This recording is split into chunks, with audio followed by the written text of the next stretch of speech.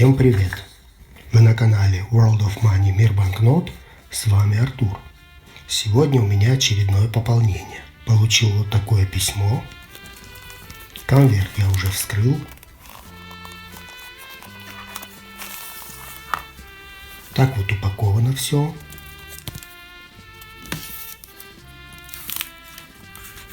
Достаем содержимое.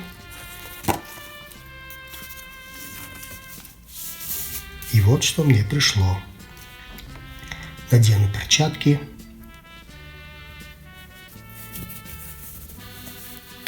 И посмотрим их по отдельности. Итак, первая банкнота. Германия, Веймарская республика, 2 миллиона марок, 1923 год. Эмиссия Рейхсбанка германского государства. Имперская банкнота, выпуск 23 июля 1923 года. Это так называемая бумажная марка.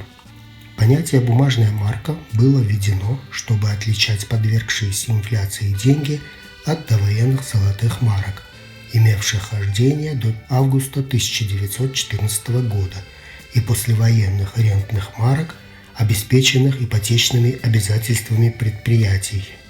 Инфляция в Германии началась после Первой мировой войны, которая погубила немецкую экономику. Сначала государство тратило огромные средства на борьбу с Антантой, затем, потерпев поражение, Берлин был вынужден платить державам-победительницам неподъемные репарации. К 1923 году гиперинфляция Веймарской Германии достигла своего пика. Национальная валюта обесценивалась все больше.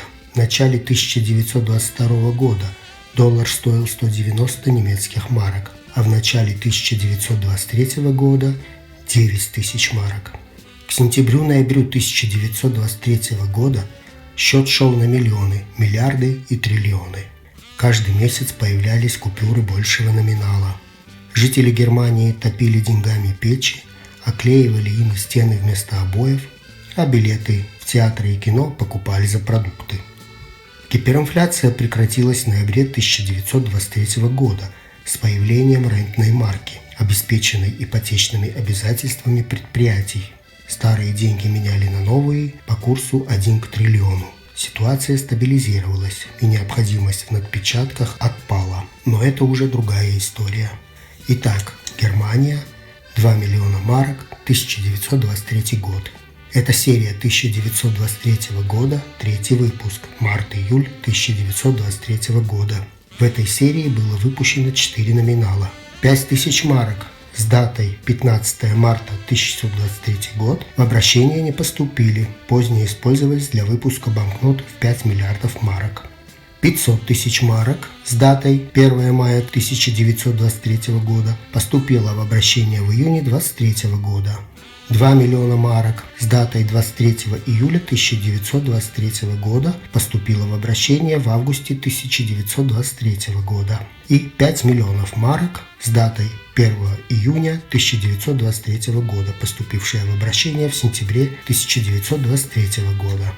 На момент поступления в обращение в августе 1923 года стоимость $1 США по отношению к немецкой марке составлял примерно 670 тысяч марок за $1. И, соответственно, этому курсу 2 миллиона марок это было примерно $3 США. Банкнота изъята из обращения 5 июля 1925 года. Лицевая сторона. Два расположенных зеркально друг к другу портрета ганзейского купца из Гданьска Георга Гиза Гитца. Кисти Ганса Гольбейна-младшего. Ганс Гольбейн-младший, немецкий живописец, один из величайших немецких художников. Родился в 1497 году в Аугсбурге. Умер в 1543 году в Лондоне. Картина написана в 1532 году и хранится в Берлинской картинной галерее. Посередине текстовое обозначение номинала, пояснительные надписи, дата печати, подписи, банковские печати и серийный номер.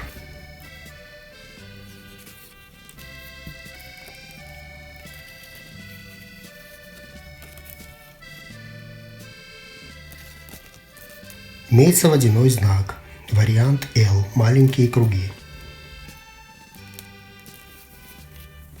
Оборотная сторона. Цифровое и текстовое обозначение номинала в орнаментальной рамке. Размер банкноты 160 на 88 мм. По каталогу Пика Краузе банкнота определена под номером 89А. Имеются две разновидности. Первая. Текстовое обозначение номинала написано правильно. Вторая. Текстовое обозначение номинала. Ошибка печати, буква У вместо И пропущена одна буква Л. Средняя цена на российских торговых площадках 800 рублей.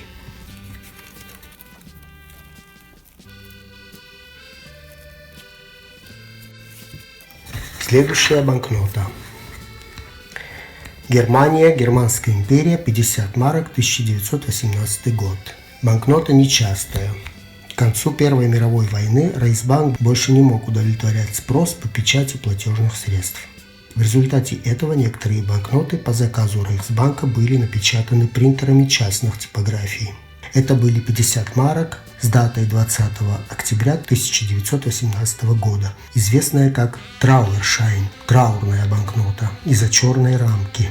И еще одна банкнота, которая была напечатана в частной типографии, это 50 марок с датой 30 ноября 1918 года, известная как Eierschein, яичная банкнота или яйцо. Такое название банкнота получила из-за овального рисунка на оборотной стороне, напоминающее по цвету и форме яйцо. Эмиссия Рейхсбанка германского государства. Имперская банкнота, выпуск 30 ноября 1918 года. Поступила в обращение в марте 1919 года. Изъята из обращения 31 января 1921 года. Причиной изъятия послужила массовая подделка банкнот этого типа. Основные цвета банкноты: коричневый, бежевый, оливково-зеленый. Лицевая сторона. Обозначение номинала, пояснительные надписи, дата печати, подписи большой узорной рамки. Водяной знак. Вариант С. Шестиконечные звезды, окруженные треугольниками.